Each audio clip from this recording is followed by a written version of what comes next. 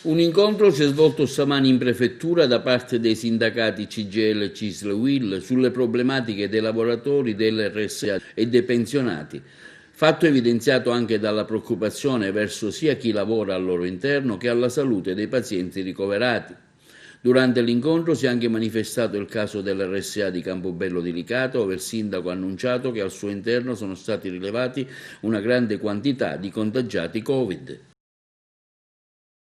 Abbiamo incontrato questa mattina il prefetto di Agrigento, che è stato molto sensibile e attento alle nostre rivendicazioni. Noi abbiamo chiesto più attenzione, più sicurezza per le case di riposo, perché è noto a tutti quello che è successo nella nostra provincia. I contagiati 90% a Sambuca, a Santa Margherita di Belice, e ad ultimo si è aggiunto anche in maniera esponenziale il contagio che è venuto a Campobello di Licata. Vogliamo conoscere, essendo un RSA che fa parte della sanità pubblica, vogliamo conoscere che tipo di intervento sanitario viene portato all'interno, che tipo di sicurezza, le professionalità che ci sono, quanti infermieri, quanti medici, e quindi come viene attenzionata la salute dei cari che noi consegniamo nell'RSA. Ma non solo questo, noi chiediamo anche che in questo periodo non chiusura totale nell'RSA e non far vedere ai pensionati i propri cari,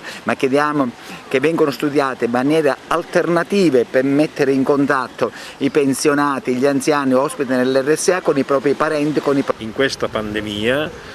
i più colpiti sono gli anziani, quelli che sono più deboli, quelli che stanno nelle case di cura, dove, come diceva il collega, non abbiamo visto nulla di così terribile, l'abbandono, il Covid, nessuna sicurezza, e quindi noi siamo qui, lo abbiamo detto al prefetto, per rappresentare queste persone che non sono rappresentate da nessuno tranne che da noi, e quindi abbiamo chiesto al prefetto di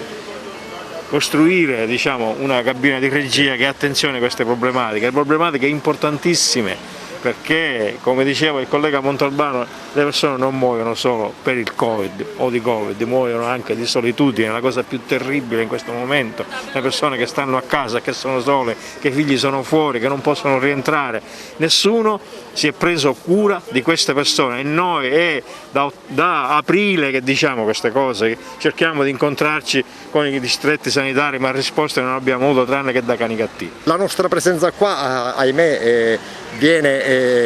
avvalorata dalla notizia, e quindi giustificata anche dalla notizia resa ieri sera dal sindaco di Campobello, dove praticamente ha notiziato di un focolaio che ha interessato una RSA con circa 50 pazienti. Capiamo benissimo che sono e stanno diventando delle vere e proprie bombe atomiche. Quindi la trasparenza e di capire le strategie adottate per bloccare o quantomeno limitare i danni è importante. Il prefetto ci ha ricevuto stamattina e abbiamo capito che ha fatto proprie la nostra denuncia e le nostre preoccupazioni.